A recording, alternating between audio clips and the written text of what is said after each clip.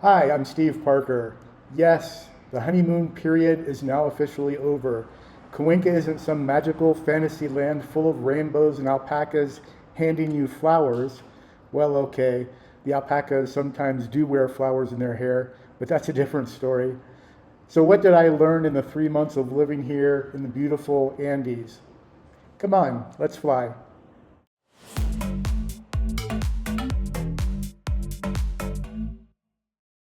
So I've been in Cuenca for 3 months now, and I want to update you on my current situation and some of the basics of living here as a solopreneur. That means no boss, no employees, and no limits. It's basically just me, myself, and I trying not to make a fool of myself in Spanish, building light speed websites and applications. I love Ecuador. I think it's the most underestimated country in South America. And Cuenca is definitely one of the most beautiful, safe, and clean cities on the continent. Let me share with you some of what I've learned in my short time here, and maybe it will help you in your preparations. Let's start with the most pressing topic you're going to face, and that is legally existing in a foreign country, i.e., the visa requirements.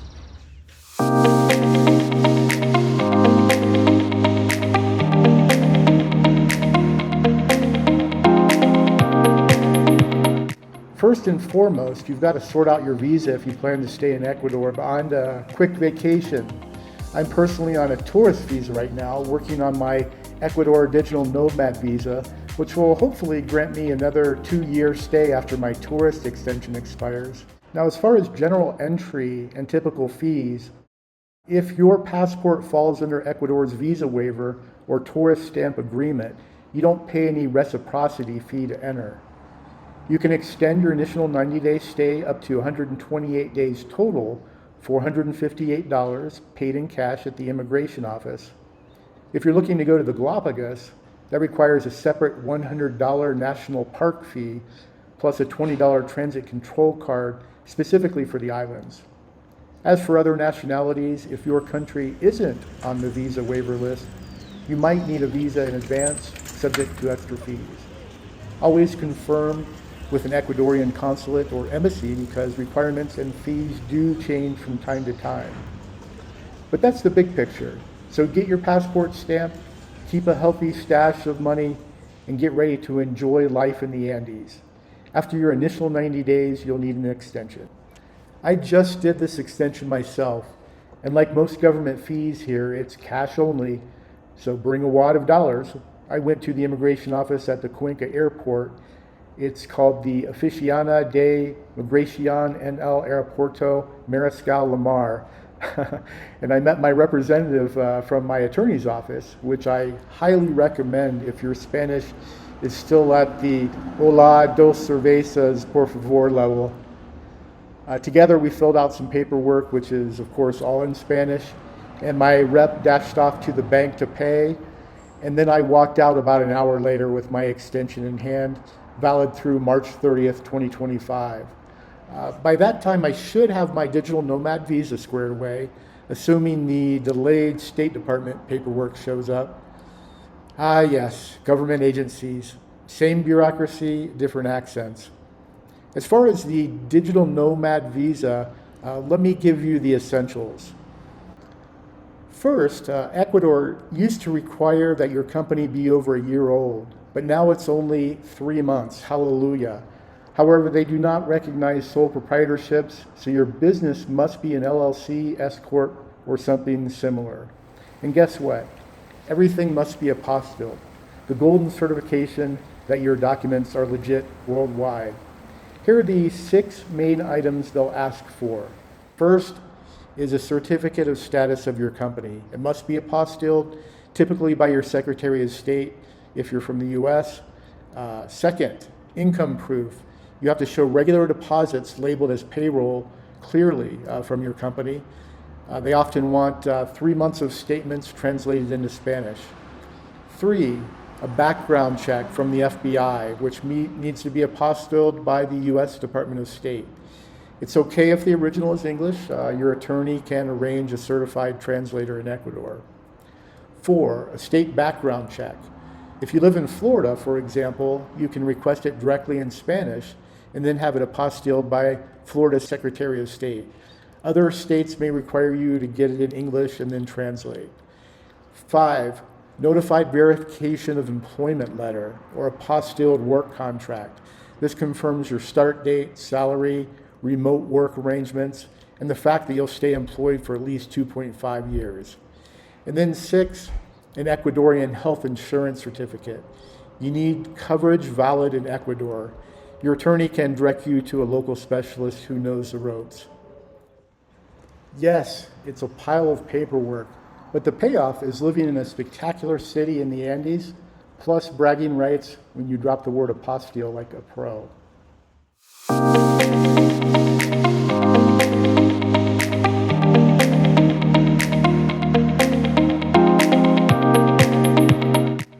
Okay, number 2 on my don't get stranded in a foreign country list is making sure you have internet access. I rely heavily on ChatGPT, Google Maps, and my digital notes. Otherwise, I'd be lost in more ways than one. Not knowing how to speak Spanish is the biggest obstacle to living in South America for me, and as good as my memory is, learning it doesn't happen quickly. Always having an internet connection wherever you go is essential.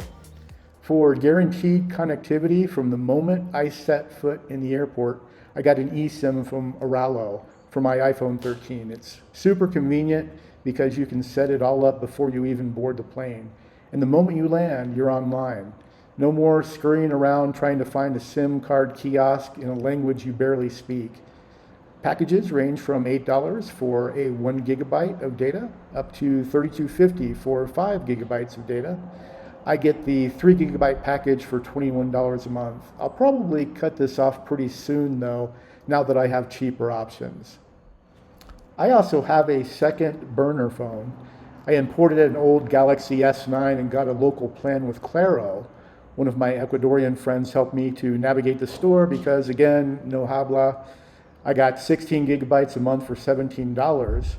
I paid for 3 months up front because they wouldn't take my American debit card for automatic payments. And if that's not humbling, I don't know what is. But hey, now I have the ability to call as a local, get local data, and have something to whip out if I don't want to carry my expensive iPhone around at night. To be fair though, while I initially purchased it to walk around with in public, I pretty much take it with me everywhere I go now, along with my iPhone as well.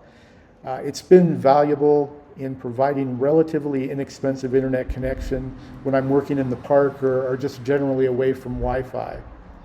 The main reason for this is that the cellular networks in Ecuador have spotty coverage.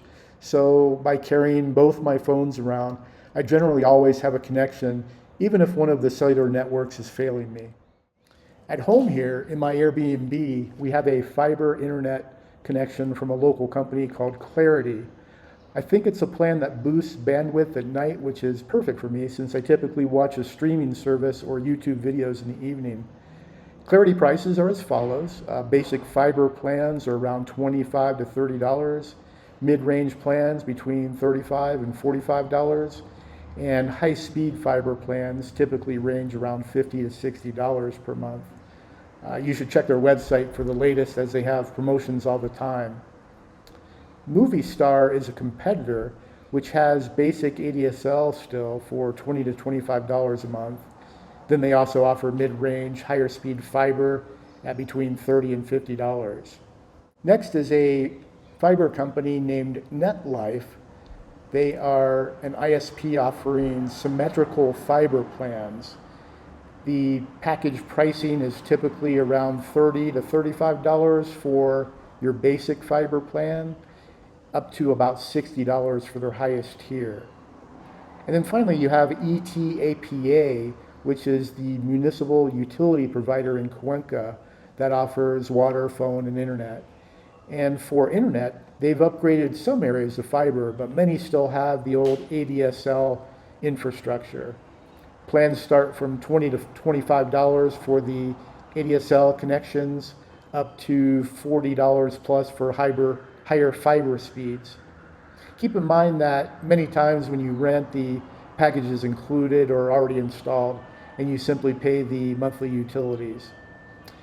Here is a summary of the internet options for home between Clarity, Movie Star, NetLife, and ETAPA. I also have listed Puntanet and basic TV cable here, as those are available as well. Then there's Starlink, which saved my bacon during the big power blackouts of 2024. Ordering from Ecuador, the hardware was $200 with a total sign-up order of $222, and I pay $95 a month for the unlimited plan. I have a pair of 100-watt power banks that can keep it running when the lights go out for a little over 3 hours. If you haven't seen my 2025 travel tech kit video, give it a look where I talk about Starlink in detail.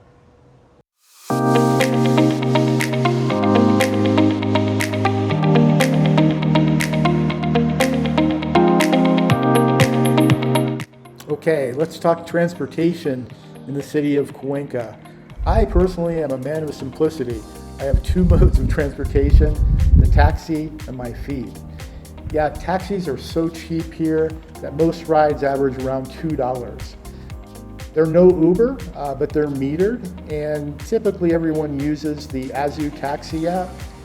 I also tend to write down my destination on a little card, just in case I need to show the driver, or I can show them on my cell phone if needed. You can also wave down taxis if it's not raining. For some bizarre reason, when it rains, they're not as eager to pick up soggy passengers. Maybe they're worried about wet seats, who knows. Using the AzuTaxi app can be a bit quirky. There's a field called reference, which is actually your pickup point, not the destination. I learned that lesson the awkward way. Let's just say I was not the taxi driver's favorite gringo that first week of using the app. For extra clarity, I'll also typically write down the name of my destination, the street, and a cross street on a little card. And then I'll also tell the driver, me puede llevar al Batán shopping, por favor, which basically means, can you take me to this destination name? Yes, my Spanish accent is terrible, but it does the job. Trust me, the drivers appreciate the attempt. My Ecuadorian friends here keep telling me to ride the bus because it's only 30 cents, but I haven't wanted to navigate the bus system just yet, not fully understanding how the lines work. And maybe once I can confidently say, please stop, I'm going to throw up in Spanish. Seriously, I mean, you should see how some of the buses are driven here. Joking aside, the bus system is actually pretty good, and children and seniors get half off. Let's take a look at the rates here. Adults pay full fare, around 30 cents. Children, usually under 12, and seniors over 65 pay half fare, about 15 cents. And very young children, under 5 or 6, often ride for free, although that can vary by driver and cooperative. Cuenca also has a modern tram, the Tranvía, that cuts through the historic center and down Avenue de las Americas, if you don't mind being gently rocked while admiring colonial architecture. It's a great option. Tranvía pricing and fares typically run between 30 and 35 cents per ride, often matching the bus fare. There are discounted fares for children and seniors again, and also folks with disabilities. That'll get you rides for about half price. You'll need an ID to have your card coded for the discount. There are a couple of different ways to get the Tranvía card. The Atapa office in El Centro, or underground at Tranvía stop Feria Libre. Just remember they close for lunch and are closed for the day about 4 o'clock. There's also the Terminal Terrestre, and they will do special passes, and you can also purchase passes at the airport. The main place to buy the Tranvía cards is at the Etapa EP office on the corner of Gran Colombia and Tarqui. Look for the official Tranvía station with ticket kiosks. There's also availability in convenience stores near the stops marked Recarga or Venta de Tarjetas, or a municipal mobility office, eMove EP. The initial card cost is usually around $2 to $3 in total, factoring in the physical card plus a required initial balance. Reloading or recargas, you can top up at the same kiosk or at automated machines, or you can go to one of the offices, of course, and hand over cash and tell them how much you want to add and you're set. As far as using the Tranvía card, you basically just tap your card on the reader. It's like a turnstile or platform validator. When it beeps or the light goes green, then you board. The doors are level with the station, so it's easy to access. They usually open automatically or via button prompts. The hours of operation are typically 6 a.m. to 10 p.m., but weekends and holidays can have different schedules. As far as a couple of general Tranvía tips, note that the ticket sellers may not speak English, so phrases like necesito comprar una tarjeta del Tranvía or I need to buy a tram card will help you. Also note that usually one card equals one rider. If you tap it twice, you might be charged for 2 rides, but it might not allow multiple people entry. Also, some stations have machines or attendants who can tell you how much is left on your card. It's important to note that Cuenca's public transit is still evolving, so fares or policies can shift, so it's good to stay tuned to local news or check with websites or station staff. If you use the Tranvía, check out the link in the description below for an app that will give you the stop times for the tram to help you navigate it. I'll talk about travel around Ecuador in a future video, as I've only gone to one other city so far. That was Guayaquil, the second largest city. During that trip, I actually flew both ways, which was quite convenient, but not quite as cheap as I had hoped.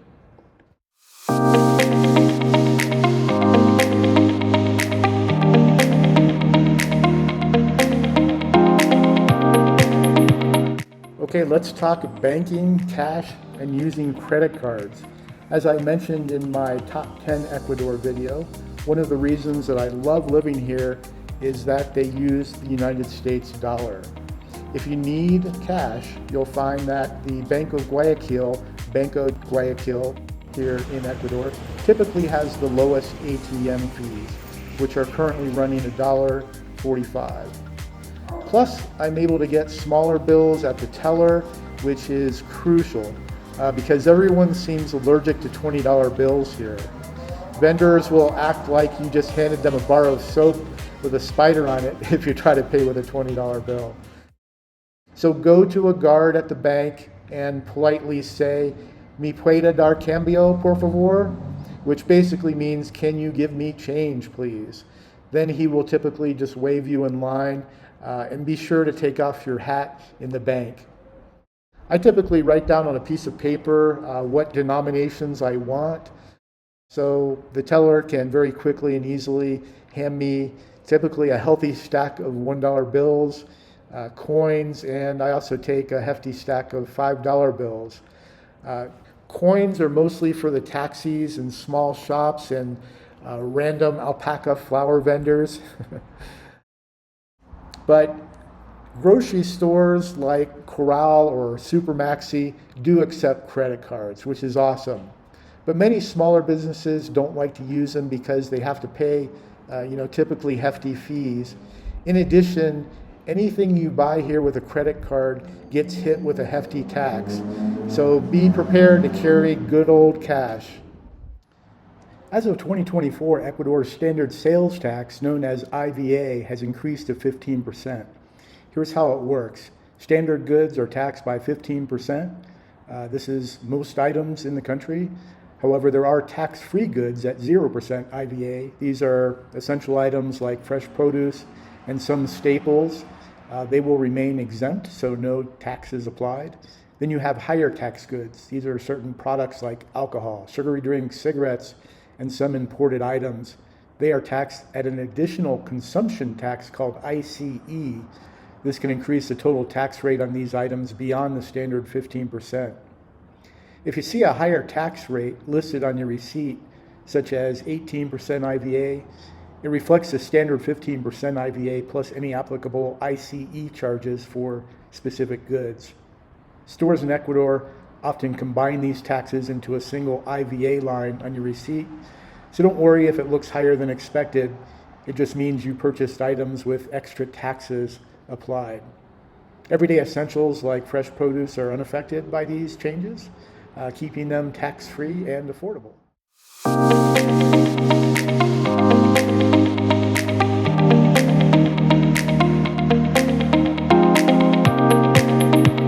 Okay, let's talk accommodations.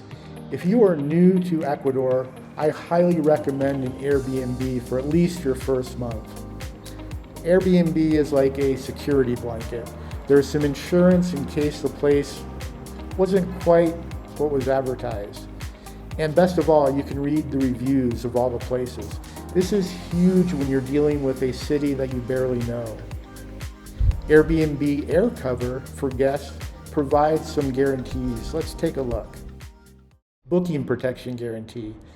If a host cancels within 30 days of check-in, Airbnb will find you a similar, better place or refund you.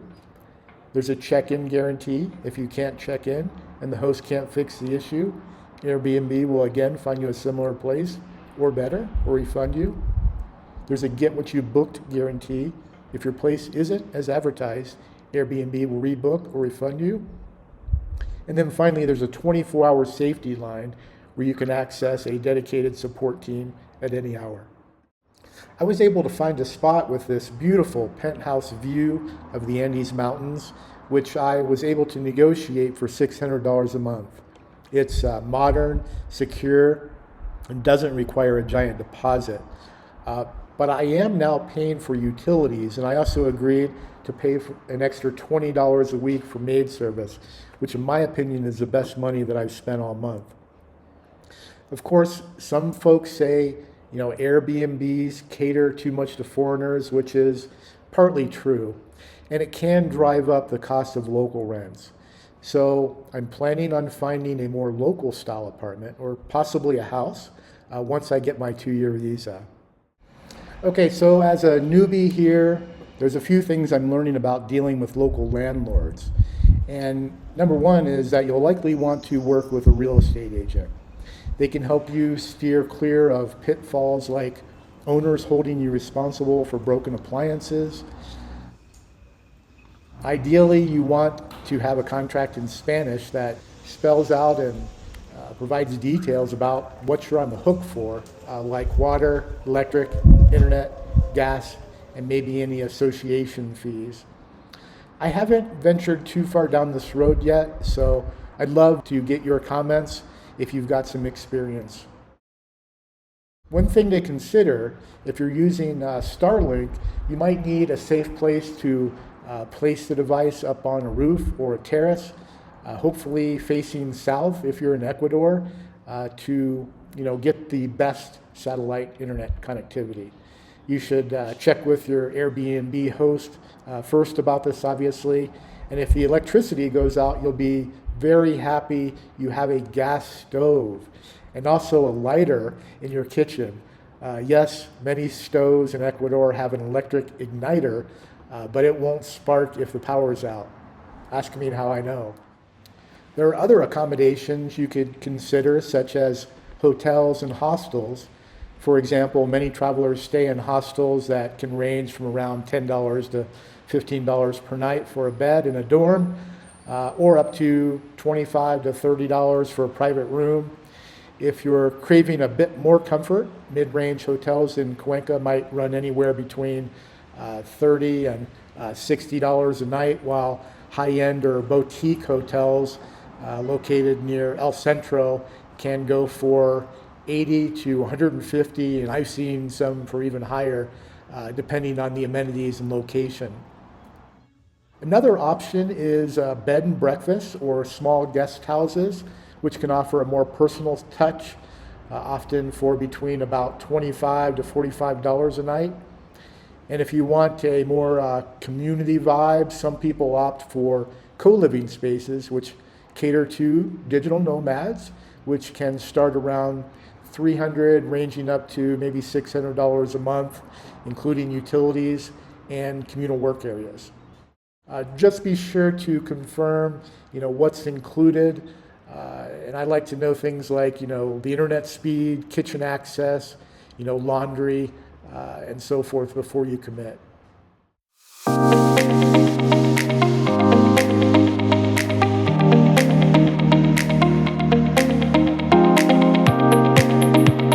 Ecuador is a paradise for all kinds of food, but if you're like me, you'll probably want to save money and cook at home for many of your meals. So I recommend grocery shopping at one of the big supermarkets, Claro or Supermaxi, or you can check out one of the discount alternatives such as Grand Key. My friends say that I pay way too much by sticking to the main stores, but hey, I'm new here and I kind of like not having to always bargain with street vendors. There's also just, certain American products that you can only find in the big chain stores.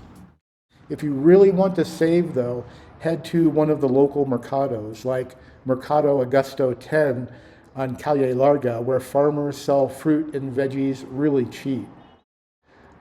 Eggs are not refrigerated in Ecuador. Yes, they're just stacked on the shelves. You get used to it. Just don't do what I did and walk around looking for the cold eggs section for 20 minutes.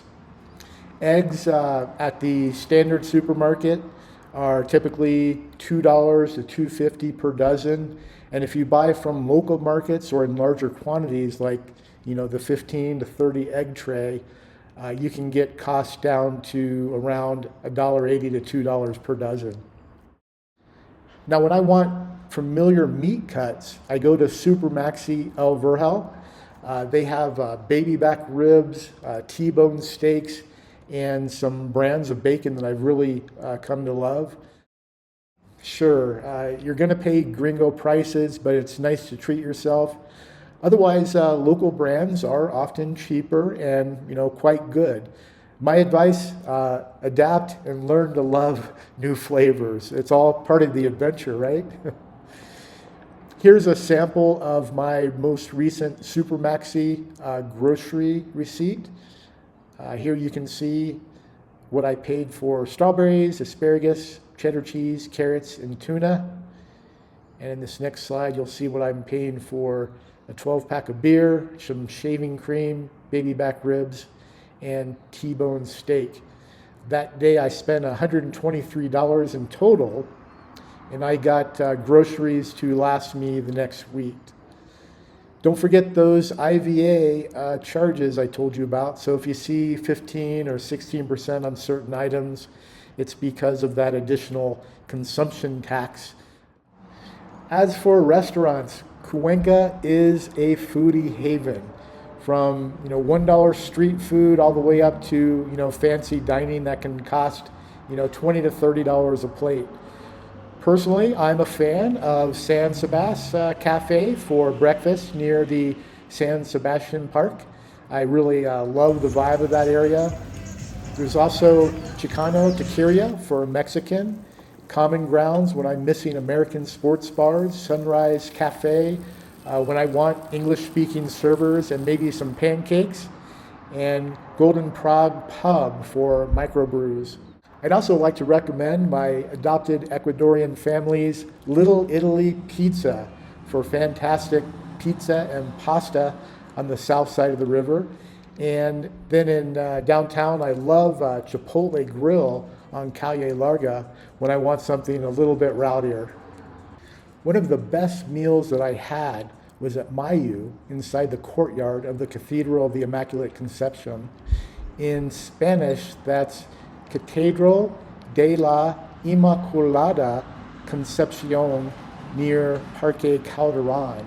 It's a higher-end restaurant, mainly catering to the tourists that are attracted to the area. So the ambiance is gorgeous on the second floor, and the food is excellent. And yes, it definitely costs more than your typical lunch joint. But hey, it's worth a splurge every now and then. I paid $18 for a salmon lunch with water and a bit of coffee, and it was fantastic.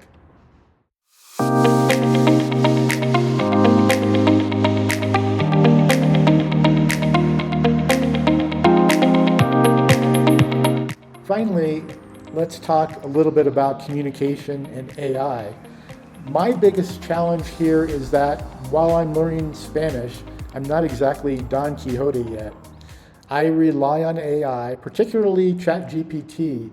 I'm actually on the Pro plan that costs $200 a month.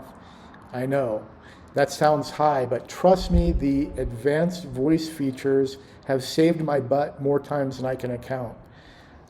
Being able to speak into the phone and have it instantly translate to Spanish is priceless.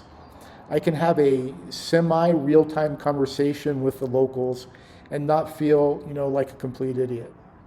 And on that note, I just want to say a heartfelt gracias to the Cuencanos I've met. The people here are just extremely warm and welcoming, and I appreciate their patience with my broken Spanish.